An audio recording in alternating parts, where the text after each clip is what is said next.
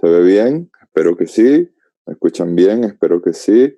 Pues bienvenidos a la verdadera telemedicina.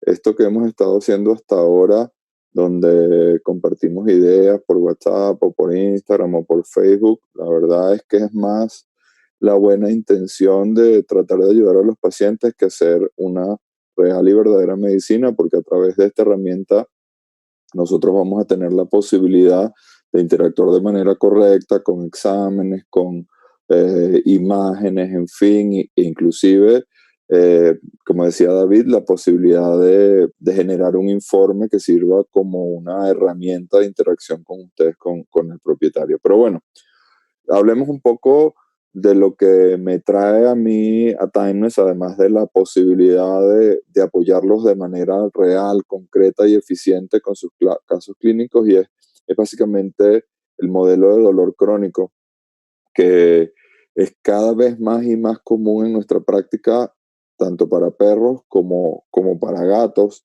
Y en algún momento esta plática, a mí me gustaba llamarla dolor crónico una nueva enfermedad, y lo hacía así como una pregunta, y la verdad es que la pregunta se convierte en una respuesta de manera automática. Dolor crónico es una nueva oportunidad para nuestros pacientes, primero que nada, una nueva oportunidad para nuestros clientes, que son los que llevan al paciente, y por supuesto una nueva oportunidad para nosotros como médicos veterinarios de prestar cada vez un mejor servicio a, a nuestros pacientes y a nuestros clientes.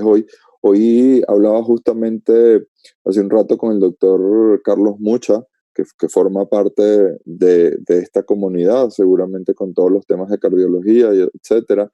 Y yo le comentaba a él una idea muy interesante que se me ocurrió y que además me parece muy cierta. Nosotros curamos animales, pero vendemos emociones. No se les olvide eso. Curamos animales y vendemos emociones. Nosotros debemos conectarnos a través de la empatía con los propietarios, porque es la única manera como ellos van a poder entender y finalmente creer que lo que nosotros estamos haciendo o pretendemos hacer es lo mejor para su perro o para su gato.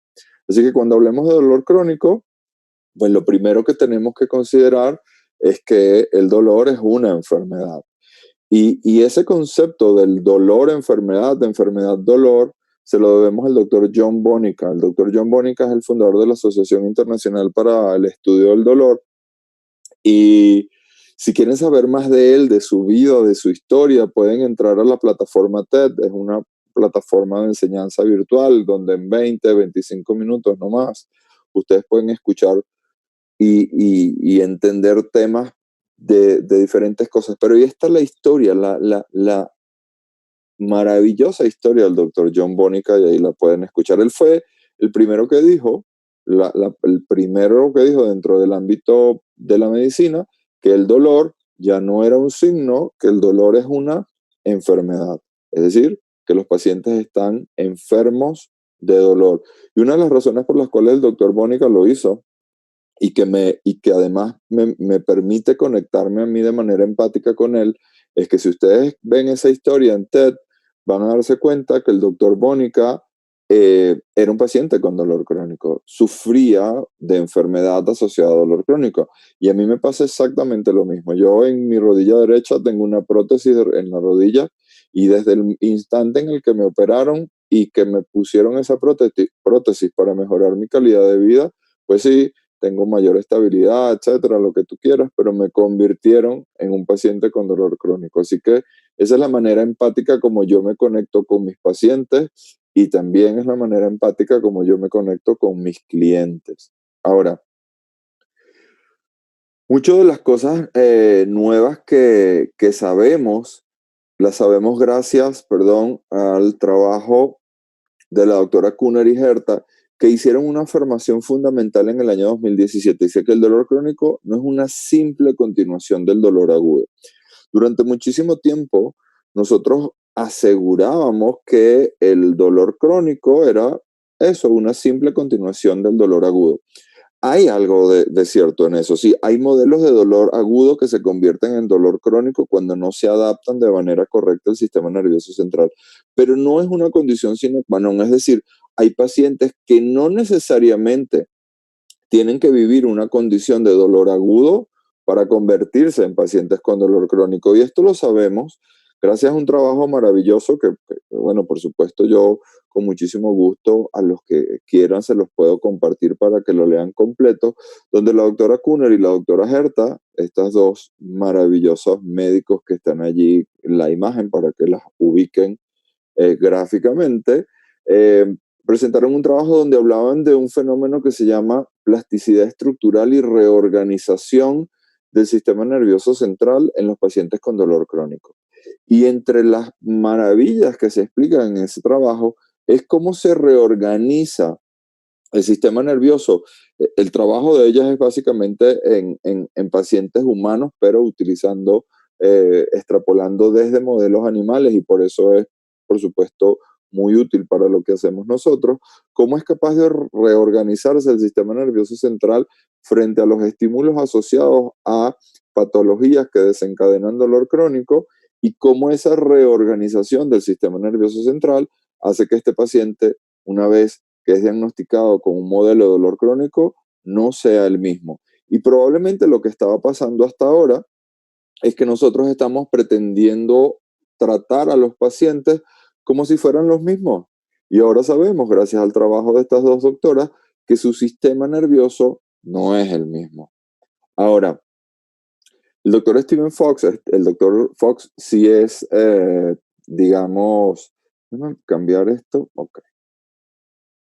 El doctor Stephen Fox sí es médico veterinario, ¿sí? Y él hace una aseveración en el año 2010 que dice que la persistencia del dolor después de curar la lesión tisular es debida a cambios permanentes. Y ahí está la palabra clave, permanentes en la morfología y función del sistema nervioso central, y que esos cambios permanentes se expresan como un fenómeno que se llama hipersensibilidad nociceptiva. Vamos al castellano sencillo. Hiper, mayor, sensibilidad, sensación, nociceptiva, información dolorosa. Aumento de la sensibilidad frente al estímulo doloroso. Y la palabra clave acá en la afirmación del Dr. Fox es que esos cambios que provocan esta hipersensibilidad nociceptiva son permanentes. No hay vuelta atrás. No hay manera de que nosotros volvamos a tener el mismo perro, gato. Asumamos estos dos modelos de pacientes que son básicamente los que tratamos, perdón, porque su sistema nervioso central no se adaptó de la manera más correcta, de la manera más eficiente, y en consecuencia cambió. Ahora, esa hipersensibilidad nociceptiva está relacionada directamente con un fenómeno que se llama plasticidad neural.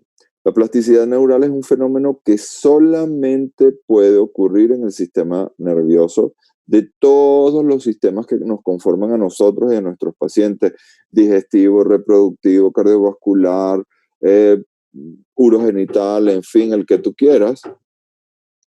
El único que tiene la capacidad de modificar su anatomía, además hacerlo en tiempo real, es el sistema nervioso central, a partir de este fenómeno que se denomina plasticidad neural. Así que, en definición, es una modificación anatómica y permanente del sistema nervioso central, pero ¿a partir de qué? De fenómenos de sensibilidad. Primero, sensibilidad periférica, una lesión en algún lugar del organismo, como un modelo muy básico de eh, eh, estímulo nociceptivo.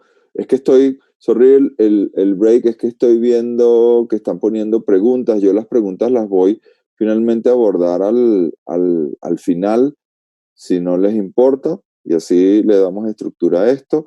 Y finalmente, esta sensibilidad periférica asociada a un foco de dolor genera sensibilización central, una sensibilidad central, a partir de la activación de neurotransmisores excitatorios.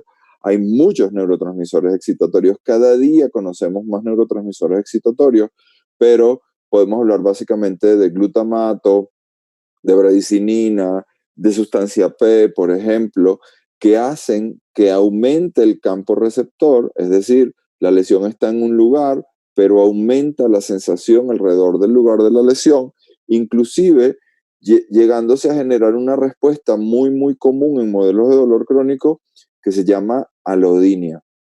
La alodinia es una respuesta dolorosa frente a un estímulo que no debería provocar dolor. Así de simple, doctores. Me duele tanto, tanto, tanto, tengo tanta, tanta, tanta sensibilidad que simplemente pasarme una pluma, por ejemplo, acariciarme la zona donde está la lesión, genera una reacción dolorosa y desagradable. Ahora, hay algunos conceptos claves que debemos entender muy, muy bien para abordar y afrontar a los pacientes con dolor crónico y sobre todo con la intención de que cuando nosotros estemos interactuando podamos hablar el mismo idioma. Primero, un lugar anatómico fundamental para el dolor crónico, el asta dorsal de la médula espinal. En el asta dorsal de la médula espinal existen o se generan cambios que generan excitación e inhibición a partir de la expresión y la inhibición de neurotransmisores excitatorios y neurotransmisores inhibitorios que mantienen un equilibrio en nuestros pacientes. Pero en los pacientes donde hay dolor crónico, donde hay plasticidad neural, ese equilibrio se rompe y los pacientes usualmente tienen mucho más excitación que inhibición. Esa plasticidad neural, este concepto que ya hemos desarrollado un poco, a su vez está relacionado con tres fenómenos que ocurren en paralelo. El primero, para que se active la plasticidad neural, tiene que activarse o ocurre un fenómeno de activación que se llama wind-up. Wind-up, si ustedes leen más información que yo con muchísimo gusto les puedo compartir, etcétera, gran parte de esa información está en inglés, salvo la que generamos en CIAVET, la Sociedad Iberoamericana de Alergología Veterinaria, donde el doctor Marcelo Sisman y yo formamos parte de esta comunidad, no solo de CIAVET, sino también acá en Timeless, así que van a estar bien apoyados desde la CIAVET a través de Timeless. En CIAVET generamos información en español, pero cuando lees en inglés, te encuentras con esta palabra que dice wind up. Y wind up no tiene una traducción textual, digamos, al español, pero podríamos decir o podríamos intentar explicarlo como focos de excitabilidad a lo largo de toda la médula espinal. Y si lo queremos explicar de una manera aún más simple, aunque no sea simplista, podríamos pensar, por ejemplo, en el hecho que los perros y los gatos que tenemos en Latinoamérica, pues hablan, digamos, técnicamente el mismo idioma que nosotros, en su versión perro y en su versión gato, pero hablan español. Eso implica que la médula espinal de los perros y los gatos latinoamericanos, salvo los brasileros, hablan español. Pero es tal el nivel de excitación que eventualmente ciertas porciones de la médula espinal de estos perros y estos gatos con dolor crónico, de repente comienza a hablar en chino. Y cuando habla chino, el cerebro no le entiende. Y como el cerebro no le entiende, el cerebro no se defiende. Y por eso se activan los fenómenos de plasticidad neural, porque ahora este otro fenómeno que se llama modulación, que es la manera como el cerebro se defiende del dolor, está básicamente bloqueado porque no entiende lo que está pasando, y él lo que hace es decir, bueno, si no entiendo esto, déjame crear nuevas vías de comunicación, modifico a través de la expresión de factores de crecimiento neuronal, y ese sistema nervioso central, a partir de ahora, no es el mismo. Así que no podemos pretender seguirlo tratando como lo que era antes. Tenemos una herramienta acá interesante a nuestro favor, y es que algo que se llama el sistema endógeno de analgesia, que está modulado, regulado básicamente por dos sustancias, por dos elementos fundamentales, que es la serotonina y la norepinefrina, que dependiendo del área anatómica donde se encuentren, eh, pueden funcionar como moduladores del dolor o pueden funcionar como excitadores del estímulo doloroso. Nosotros queremos que se mantengan cerca del asta dorsal de la médula espinal y por eso utilizamos fármacos que son inhibidores de la recaptación para que no se recapte, para que se mantenga allí la serotonina y la norepinefrina y a partir de allí modulen el dolor. No necesariamente estamos hablando de generar analgesia, estamos hablando de modulación del dolor. Ahora, déjenme mover esto un poco por acá, a ver si. Mira, aquí creo que va a estar mejor. Ahora, esa plasticidad sináptica, esta plasticidad neural, es lo que genera este dolor patológico. Y ustedes se preguntan, ¿dolor patológico? ¿Es que hay acaso algún dolor bueno? Bueno, en principio y técnicamente, sí. El dolor, desde el punto de vista evolutivo, está diseñado para protegernos, para decirnos, quita la mano del fuego, no te metas por ahí, no te metas con este tipo que es más grande que tú, más peligroso que tú, tiene más dientes que tú, en fin, todas estas cosas que los animales seguramente entienden mejor que nosotros. Y si algo te duele, pues tú evades ese dolor o te escapas de ese dolor. Pero ¿qué pasa con los modelos de dolor crónico donde este enemigo forma parte de tu cuerpo? En una cadera, en un codo, en una articulación, o en un modelo de dolor oncológico, o en un modelo de dolor neuropático, o peor aún, como medio vi la pregunta que pusieron allí, me duele algo que ni siquiera tengo, es decir, un miembro amputado. Todo eso se llama, en esencia, dolor patológico. Ahora que tengo que moverlo más acá. Bueno, voy a estar jugando yo toda la tarde con esto. Esta es la manera como yo abordo, Mario Marzouk, a los pacientes con dolor crónico y los defino básicamente en dos grandes modelos de dolor crónico. El dolor crónico oncológico, que no vamos a hablar de él hoy acá, pero que sí obviamente vamos a estar dispuestos a apoyarlos a través de la plataforma Timeless en el caso de que sea necesario, y el dolor crónico no oncológico. Y de ese dolor crónico no oncológico hay básicamente tres modelos. El dolor crónico degenerativo, el más común, displasia de cadera, displasia de codo, problemas en la columna o lo que se conoce como DOMA, dolor osteomioarticular. El dolor neuropático, y este es el modelo más impactante de dolor neuropático, el de los pacientes amputados, pero hay muchos otros modelos de dolor neuropático y es cuando la lesión ocurre directamente sobre el tejido nervioso. Y un modelo de dolor crónico que no abordamos habitualmente o que no le prestamos la atención requerida, que es el modelo de dolor crónico visceral. Estos tres modelos de dolor crónico son los que conocemos como dolor crónico no oncológico. Ahora, hablemos un poco, en principio, de dolor crónico no oncológico degenerativo.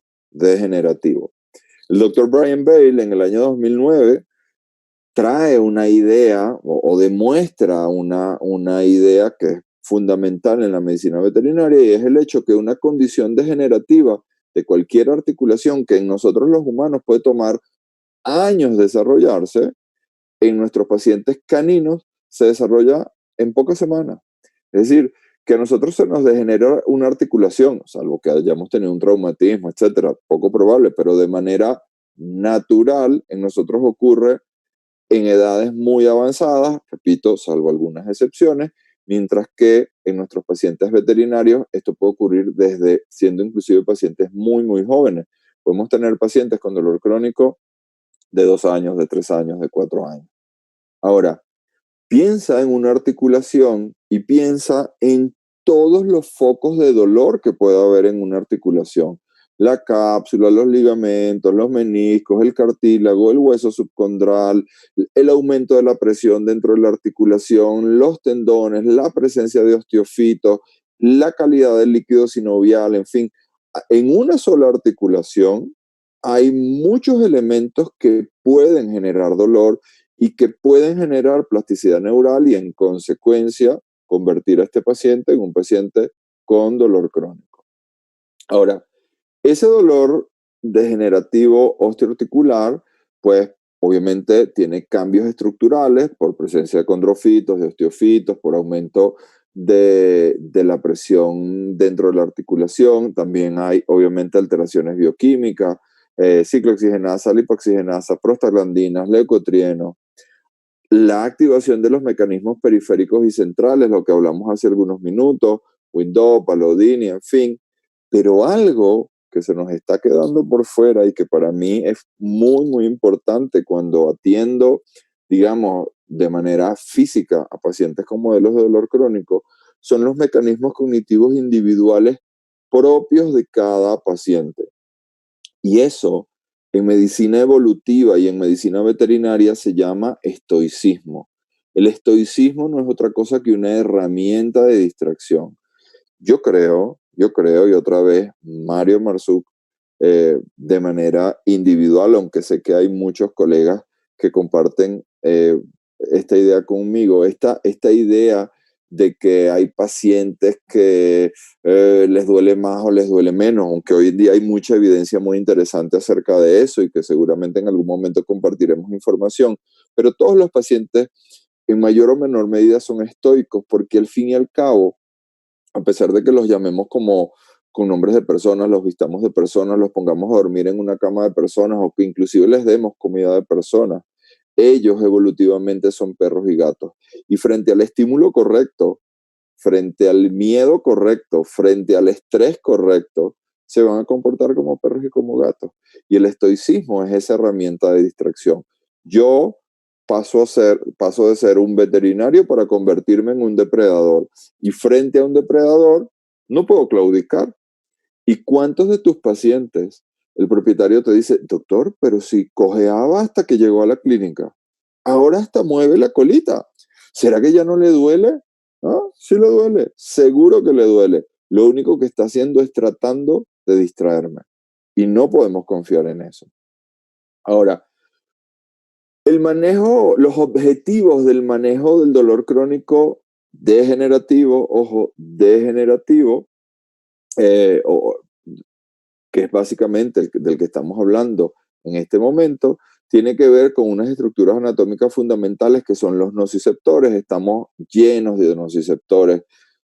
Todo nuestro organismo está lleno de nociceptores, solo que no están distribuidos esos nociceptores, que son las terminaciones libres de las vías aferentes primarias, en el mismo número en las diferentes regiones anatómicas. Pero en las articulaciones, que es este tema que nos trae hoy acá, hay bastantes, hay un gran número de nociceptores.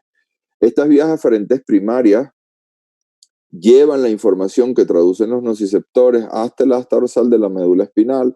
Hoy en día sabemos que hacen otras cosas mucho más evolucionadas que nosotros no habíamos podido determinar, como por ejemplo, decidir qué estímulo es realmente nocivo y darle prioridad para que la información llegue al cerebro antes de que el cerebro procese la información. El asta dorsal de la médula espinal y las interneuronas que están en la médula espinal. Estas interneuronas cumplen un rol muy importante en el dolor porque ellas aumentan la intensidad de la información para que luego las neuronas de proyección, las que llevan la información desde el asta dorsal, o mejor dicho, desde la médula hasta los centros nerviosos superiores, lo hagan de manera más eficiente y de manera más rápida. A ver, ¿alguien está levantando la mano? ¿Será que están poniendo más preguntas y respuestas? Eh, a ver, voy a darles un... Se va, bueno, creo que no, mejor. Al final nos quedamos un rato. Ahora, cuando nosotros abordamos a un paciente con dolor crónico, hablamos de un equipo multidisciplinario. Estamos hablando de la alergiología, y es lo que hago yo, es lo que hace el doctor Sisman. Estamos hablando de cirugía, porque muchos modelos de dolor se ven beneficiados por el evento quirúrgico, otros se ven empeorados por el evento quirúrgico. Por supuesto, la rehabilitación, la neurología o estas nuevas terapias que hoy en día existen de utilizar células madres, etcétera, que van sumando al abordaje de un paciente con dolor. Ahora, cuando yo me aproximo a un paciente con dolor crónico, tengo varias ideas en mi cabeza que quiero compartir con ustedes aquí y ahora. La primera, parece estúpido, pero siempre me lo recuerdo. Los animales experimentan dolor y eso trae desventaja. No hay duda. Les duele, se enferman de dolor, se mueren de dolor. Debo tener un conocimiento básico, al menos de fisiología y farmacología, para abordar a pacientes con dolor. El alivio efectivo pasa por incluir cirugía, fisioterapia, rehabilitación, inclusive terapias, digamos, no tradicionales o de medicina no alopática, sino medicina homeopática como la acupuntura, que funciona muy, muy bien en modelos de dolor crónico. Es decir, estamos hablando de una terapia multimodal. Pero la pregunta que yo siempre me hago es, ¿cuándo es el mejor momento para diseñar una estrategia analgésica para pacientes con dolor crónico? Y ahora sí podemos interactuar un poquito. Me encantaría leerlos en el chat. Díganme cuándo, escriban, cuándo es el mejor momento. ¿Cuándo? Los leo. A veces eso se tarda un poquitín en actualizarse, pero quisiera que me dijeran cuándo es el mejor momento de atender a un paciente. Dice el doctor Foyert, cuando deja de comer, en el momento, cuando empieza con el dolor. A ver, solo 3 valientes opinan. Seguro que todos tienen eh, algunas ideas similares. ¿Cuándo? Aquí está. Ahora, si lo quieres en inglés, ahora. Un paciente no se puede ir de una consulta de dolor, ya sea presencial o ya sea que la hagamos a través de la plataforma, sin un tratamiento al menos inicial, sin un abordaje inicial. Si lo quieres en chino, ahí no dice coronavirus, ahí dice ahora. En ruso, si lo quieres en ruso, es lo mismo. Ahora, el tratamiento, el mejor momento es ahora. Y ahora también te quiero hablar de un modelo de dolor que muchas veces no le prestamos la atención, eh, digamos, correcta, y son los modelos de dolor crónico visceral. Yo quiero hablar básicamente de 2 modelos de dolor crónico visceral. Uno, la pancreatitis crónica, y el otro es la insuficiencia o enfermedad renal crónica. Para que haya dolor crónico por pancreatitis, el 90% del parénquima pancreático está involucrado. Y eso genera un modelo de dolor difuso, inestable, un modelo de dolor visceral, clásico, típico, con signos clínicos digestivos en general, náuseas, vómitos, en fin, se parece a todo. Y el diagnóstico de estos pacientes, el diagnóstico de su primera enfermedad, es decir, la pancreatitis, la inflamación crónica del páncreas, debe hacerse o por biopsia o por imagenología avanzada, resonancia magnética, tomografía, que también hay posibilidad de hacer cosas de imagenología aquí en Times. En la enfermedad renal crónica, que es mucho más frecuente en el perro y en el gato que la pancreatitis, pero básicamente nos valemos de pruebas clásicas, urea, creatinina, fósforo, dimetilarginina. Pero es muy interesante, por ejemplo, que como en la pancreatitis crónica genera un modelo de dolor crónico o un modelo de dolor visceral clásico, es decir, ese dolor difuso, inestable, etcétera, la insuficiencia renal crónica, es decir, un órgano que está dentro de la cavidad abdominal, genera 2 modelos de dolor crónico diferentes, que además tienen abordajes farmacológicos diferentes. Uno es la polineuropatía urémica. Suben los niveles de urea y comienzan a inflamarse los nervios periféricos. Y la segunda es la osteoporosis por aumento del aparato hormona. Uno, polineuropatía es un modelo de dolor neuropático, la osteoporosis lo podemos manejar como un modelo de dolor crónico asociado a nociceptores clásico. Ahora, un par de ideas de cómo manejar estos pacientes con pancreatitis crónica. Metamizol, este es un AINE no ácido que además tiene la posibilidad de bajar la fiebre en estos pacientes, que también es un signo típico y clásico de pacientes con pancreatitis crónica. Opioides suaves, ¿qué es un opioide suave? Yo creo que lo ideal es utilizar butorfanol, maropitán, inhibidor de NK1, que no se exprese sustancia P, un neurotransmisor excitatorio, los gabapentinoides que van a regular la hiperexcitabilidad neuronal y utilizar dietas ricas en antioxidantes.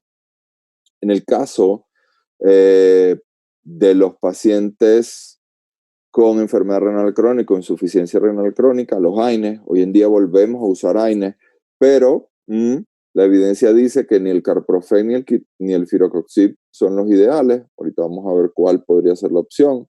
Paracetamol, en el caso solamente de los perros, no de los gatos.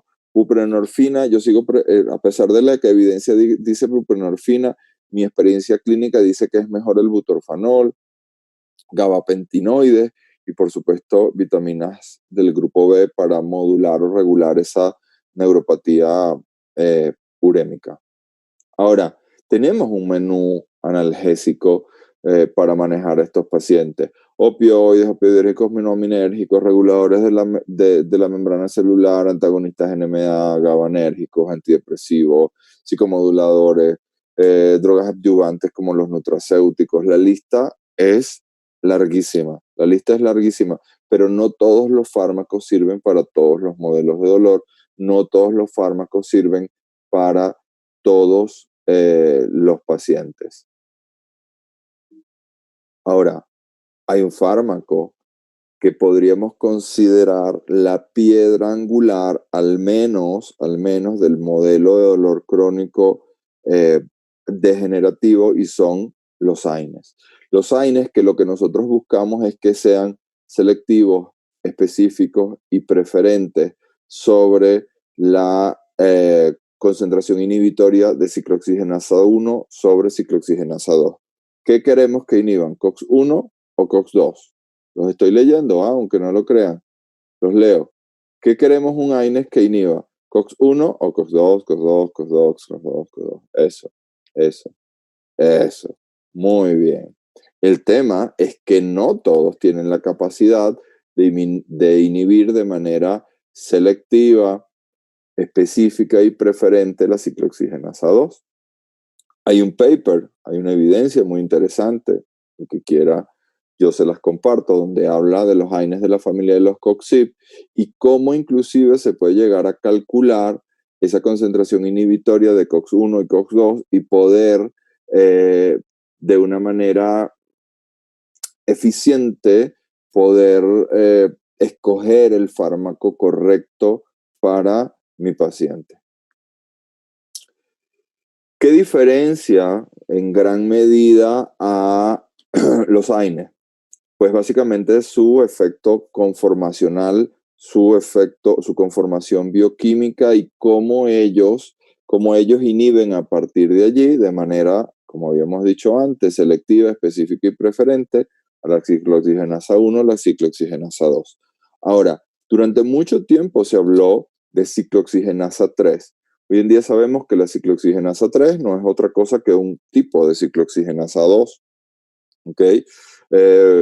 Que tiene algunas particularidades bioquímicas, pero que en esencia sigue siendo lo misma, y que además es la explicación fisiológica, farmacocinética, farmacodinámica y fisiopatológica de por qué funcionan o cómo es el nuevo mecanismo de acción de los AINES a partir de la activación de neuronas o de la modulación de la activación de neuronas centrales y la liberación de neurotransmisores. De hecho, en la nueva farmacología del dolor, sabemos que el lugar de acción de los AINES hoy en día se habla de sistema nervioso central y no de nociceptores. Si bien teniendo un efecto local a nivel de los nociceptores, el gran efecto es a nivel central. Pero si nosotros decidimos utilizar AINES en pacientes con modelos de dolor crónico, ¿por cuánto tiempo? ¿Cuánto tiempo voy a usar AINES en un paciente con dolor crónico? Y otra vez, los leo. ¿Cuánto tiempo? 7 días, dice Omar. ¿Alguien más? ¿Alguien dice algo más? A ver. Siempre, siempre, siempre, siempre que sea necesario. Siempre. Lo dijimos al principio. ¿Se van a curar? No. ¿Necesitan tratamiento por siempre? Sí, sí. La clave es siempre. O hasta que se curen. Y como no se van a curar, siempre. Solo que, ese siempre, que es una palabra muy poderosa, muy pesada, siempre, no sé si existe realmente la palabra siempre, debemos hacer controles de toxicidad, donde evaluamos función hepática, función renal, densidad urinaria, y lo hacemos de la siguiente manera, o esta es mi propuesta particular. Lo hacemos el día cero, es decir, antes de comenzar el tratamiento, porque queremos saber si ese paciente es candidato a recibir o no el AINE, obviamente.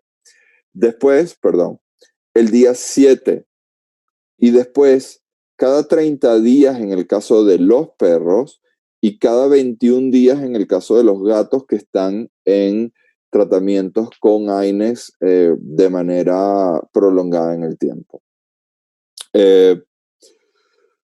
Si yo veo cambios en estos lapsos de tiempo, lo que tengo es que ajustar las dosis, alargar la posología, cambiar de AINE o inclusive hacer periodos de reposo.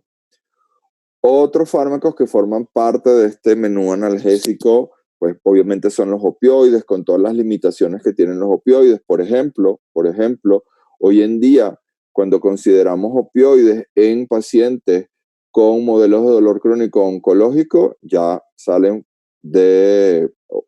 dejan de ser fármacos que elegiríamos para pacientes con modelo de dolor crónico oncológico. Pero para pacientes con otros modelos de dolor crónico, básicamente modelos de dolor crónico degenerativo, eh, degenerativo y que, perdón, por ejemplo, tienen crisis de dolor, pudiésemos utilizar estas presentaciones que son parches de fentanil que liberan fentanil hasta por 72 horas en perros y hasta 96 horas en gatos, pero, repito, son opciones que no son eternas, solo que sí son seguras, sí son eficientes de usar y que generan analgesia poderosa. Ojo, detalle fundamental, yo pongo el parche hoy, esto es el parche, es como un sticker, como una pegatina, y comienza a proveer analgesia 24 horas después. Es decir, que si yo no cubro estas primeras 24 horas de esa crisis de dolor, pues va a quedar en mi karma, básicamente. Así que yo controlo el dolor las primeras 24 horas con la estrategia que yo considero requiera para mis pacientes y posteriormente dejo la modulación del dolor asociada a los receptores opioides a este parche de fentanil. Ahora, ¿podría regresar la diapositiva anterior a esta? Igual la vamos a estar viendo todo el tiempo, ¿eh? No se preocupen. La vamos a estar viendo todo el tiempo. Hay algo muy interesante y que es muy, muy, muy, muy, pero muy viejo. Muy viejo. ¿Ah? Mira la fecha del paper, 1986. ¿Sí? 1986. Analgesia producida por bajas dosis de naloxona en pacientes, en este caso el modelo animal era ratas que habían generado tolerancia a la morfina. ¿Cómo? ¿Por qué no deben usarse opioides en pacientes oncológicos? Porque tenemos evidencia que eh, mejoran los perfiles metastásicos, es decir, los pacientes con cáncer que reciben opioides aumenta la probabilidad de que desarrollen metástasis a partir de la manera como los opioides eh, inhiben la actividad del sistema inmune de estos pacientes. Pero eso hay que ponerlo en una balanza, Nicolás. ¿Ah? Depende del paciente, depende del tipo de dolor. Si es un paciente con osteosarcoma, pues ni me lo pienso. Y tengo opioides, los uso. Se va a morir igual, pero que se muera sin dolor. Vean esto, hasta esto podemos llegar inclusive, utilizar naloxona para proveer analgesia a una dosis 10 veces menor a la que nosotros utilizaríamos en pacientes para revertir intoxicaciones con opioides. ¿Lo hago siempre? Casi nunca. Lo he hecho un par de veces en mi vida profesional con unos resultados que no han sido los mejores hasta ahora, pero sí mejoraron un poco el perfil analgésico de los pacientes, no por mucho tiempo, pero lo mejoraron. Así que se los traigo solo como un poco de evidencia. Tramadol, Tramadol, la octava maravilla. No se olviden de este nombre, Tania Pérez. La doctora Tania Pérez es la que ha generado toda la última información que tenemos hoy en día acerca del tramadol y cómo sabemos que en perros su perfil analgésico no es tan eficiente como lo es en gatos, por ejemplo, aunque el tramadol, al tener un mecanismo de acción dual, primero tiene ese efecto opioidérgico, es decir, parecido al de los opioides, a partir de un metabolito activo que se llama M1, pero que en los perros se transforma muy, muy rápidamente en M5 y el metabolito M5 no tiene el mismo perfil analgésico. En gatos ese metabolito M1 se mantiene activo mucho más tiempo y por lo tanto en gatos el perfil analgésico opioidérgico sí es más eficiente. Pero tanto en perros como en gatos, en caballos, en nosotros, el tramadol tiene un segundo mecanismo de acción y es que es capaz de inhibir la recaptación de serotonina y norepinefrina. Y eso es una ventaja para algunos pacientes con modelos de dolor crónico. Ahora, tú me podrías preguntar, no lo preguntes porque te voy a dar la respuesta de una vez. Tú me podrías preguntar, Mario, ¿eso significa que en los pacientes con dolor crónico y que son perros, sí consideras el uso del tramadol como parte de la estrategia en caso que sea necesario? Sí, la respuesta es definitivamente sí. ¿Y en los perros con dolor agudo? Mm, creo que no, creo que no. No tiene mucho sentido usarlo. ¿Y en los gatos? Sí, cuando tienen dolor agudo y cuando tienen dolor crónico. Hay mucha evidencia del tramadol, yo se los puedo compartir a los que quieran y esta es la dosis que se utiliza en gatos con osteoartritis, 2 miligramos por kilo, 2 veces al día. ¿Sí? Estamos hablando básicamente de dolor crónico ahora, así que ponemos evidencia de pacientes con dolor crónico. En gatos, ¿cuánto tiempo se puede usar AINES? El tiempo que sea necesario. Yo he tenido gatos que han estado usando de manera consecutiva AINES hasta por 12 semanas, haciendo controles de toxicidad, obviamente. Pero no te puedo dar un número, no te puedo dar un número porque ningún paciente se parece a otro, ¿sí? Yo necesito hacer el perfil de mi paciente, yo necesito hacer controles de toxicidad en mi paciente y necesito ajustarme a las necesidades de mi paciente. Esto es muy importante, doctores, esto no es 2 más 2, sino seguramente cualquier persona podría ser médico veterinario y nosotros pues somos o tenemos el don de sanar a través de nuestro intelecto y hay mucha información, así que es bastante más complejo de lo que parece. Reguladores de membrana como infusiones de lidocaína, pacientes que vienen con crisis de dolor crónico los podemos poner con infusiones de 6 a 8 microgramos kilo hora, siempre y cuando, mientras estén recibiendo esas infusiones, debemos verificar las enzimas hepáticas, debemos hacer electro, debemos medir la hipotensión. Tenemos evidencia o hay evidencia de que esa infusión, su efecto residual se puede alargar hasta por 3 semanas y revisa en tu país, porque no sé desde dónde te estás conectando, pero seguramente desde muchos lugares de Latinoamérica. Hay un fármaco que se utiliza en medicina humana, para pacientes cardiópatas con fines de controlar arritmias, que se llama mexiletina. La mexiletina es un regulador de membrana celular. El nombre comercial que yo conseguí en Venezuela, cuando en Venezuela teníamos país y patria, se llama Tumetil. eran cápsulas de 200 miligramos y yo las utilizaba como una opción oral para mis pacientes con modelos de dolor crónico que habían eh, tenido crisis de reagudización. Antagonistas NMDA, ¿sí? Podría yo utilizar ketamina oral, es decir, la que inyecto, la utilizo de manera oral, tiene sus ventajas, pero también tiene muchas desventajas básicamente logísticas, porque muchas veces los propietarios, si se enteran de que eso es lo que es, la comienzan a utilizar con fines que no son los eh, ideales, por llamarlo de una manera amigable.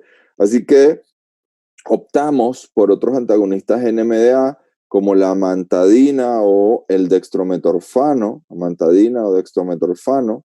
No sale acá una evidencia de dextrometorfano, pero la tenemos también. Ambos son fármacos o moléculas que ustedes pueden conseguir, ¿saben dónde? En jarabes para la tos.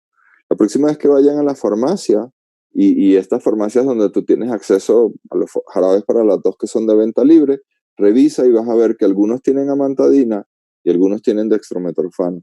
Y esa es la explicación por la cual gente que no tiene tos toma jarabes para la tos. Esto es parte del encanto de conocer los fármacos. Los fármacos GABAnérgicos como la gabapentina, la pregabalina o el valproato, yo básicamente uso pregabalina y gabapentina, lo uso con la intención de que se disminuya la hiperexcitabilidad neuronal básicamente en toda la médula espinal y a partir de allí se module de manera más eficiente la información y el cerebro pueda responder también de manera más eficiente o defenderse de manera más eficiente frente a los estímulos nociceptivos. Pregabalina, gabapentina, la pregabalina es más potente, la gabapentina es más eficiente. Por ejemplo, hay países donde la pregabalina es muy, muy, muy costosa, entonces no es, digamos, económicamente una opción, pero hay otros países donde la gabapentina es bien barata. Hay países donde tenemos versiones veterinarias tanto de gabapentina como de pregabalina, digamos, a precios que son razonables, así que las usamos las dos. Los antidepresivos tricíclicos, básicamente amitriptilina y sertralina, pero ojo con los antidepresivos tricíclicos. Yo uso 2 miligramos por kilo de pregabalina 2 veces al día. Si puede usarse en los gabapentinoides en pacientes con dolor agudo, hoy en día los estoy empezando a usar básicamente para evitar o disminuir las posibilidades de que se cronifique ese modelo de dolor. Ojo con la amitriptilina, que sí está indicada para un modelo de dolor crónico en gatos muy, muy común, que es la cistitis idiopática, pero también hoy en día tenemos evidencia de que si la utilizas por tiempos prolongados, podrías, por el contrario, aumentar la posibilidad de que esos gatos se obstruyan. Así que ojo con ella. A ver. El tramadol con su efecto metabolito M1 con el tiempo va perdiendo su efecto en el gato. No hay evidencia de eso, ¿eh? No hay evidencia de eso. En los gatos funciona muy, muy, muy bien.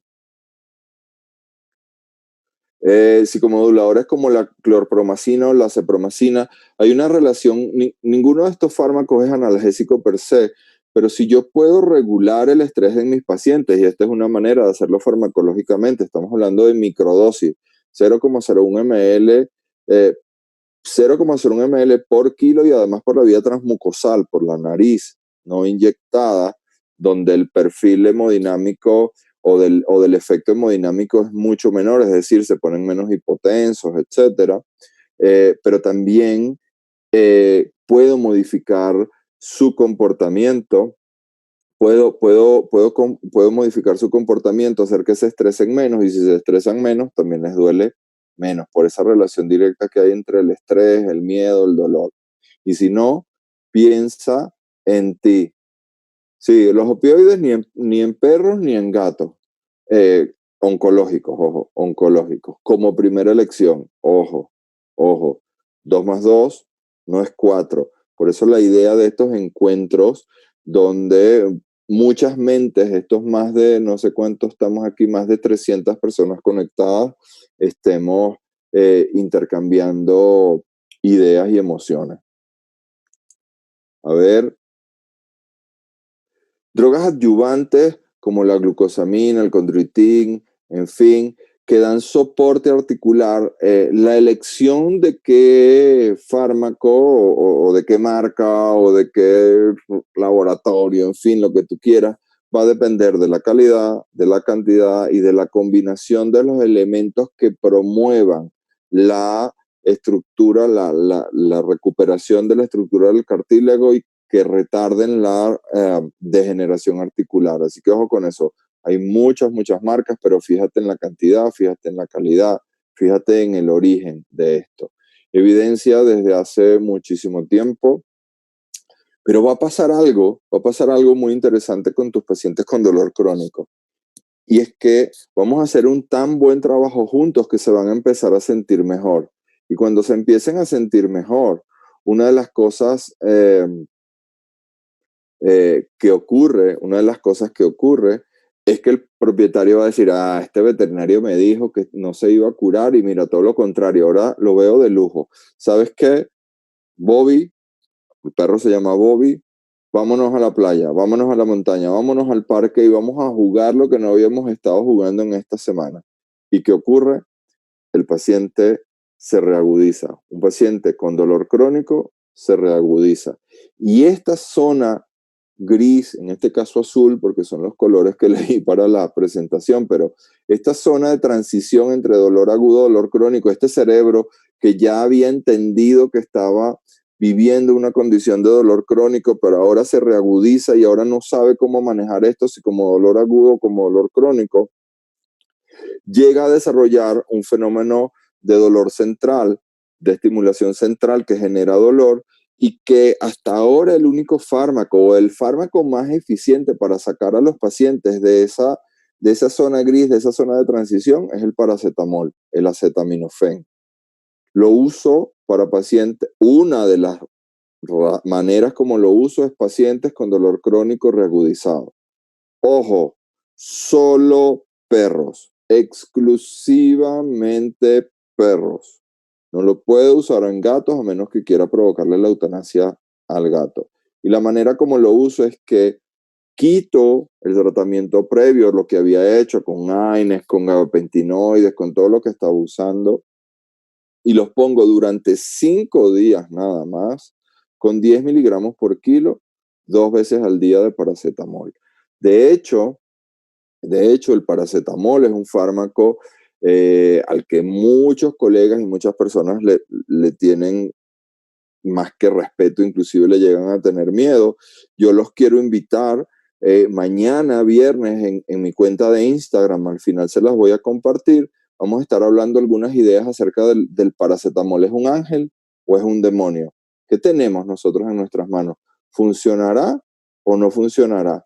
Así que mañana en mi cuenta de Instagram, el que se las comparto al final, los que quieran participar y acompañarme, voy a tener un invitado súper, súper poderoso, pues vamos a compartir esas ideas. Cuando atendemos pacientes con dolor crónico, tenemos que inevitablemente hacer algo que se llama gestión del dolor. La gestión del dolor implica evaluar el dolor, por supuesto, tratar el dolor, monitorear el dolor y tener compasión por mi paciente. Y ojo con la compasión, porque la compasión no es lástima, ¿eh? No tiene nada que ver con la lástima. Esto que estamos haciendo nosotros acá es ser veterinarios compasivos. Cuando nosotros tenemos lástima, te ciegas, no ves las cosas como son y comienzas a cometer errores en tu manera de abordar a los pacientes y diseñar estrategias correctas para tus pacientes. Pero a mí me interesa mucho que entendamos el tema del monitoreo porque muchas veces evaluamos, tratamos y no monitoreamos.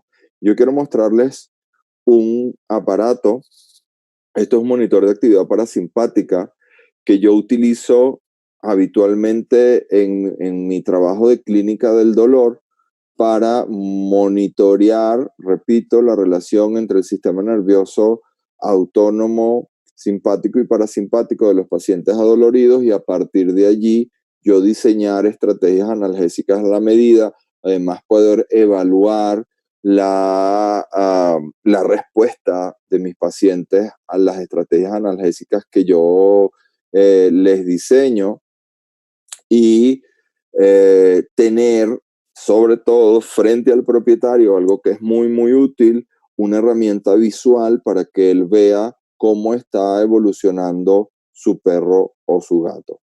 Ahora, ya vamos terminando, y a mí siempre me ha gustado compartir ideas diferentes a las de la anestesia o la analgesia.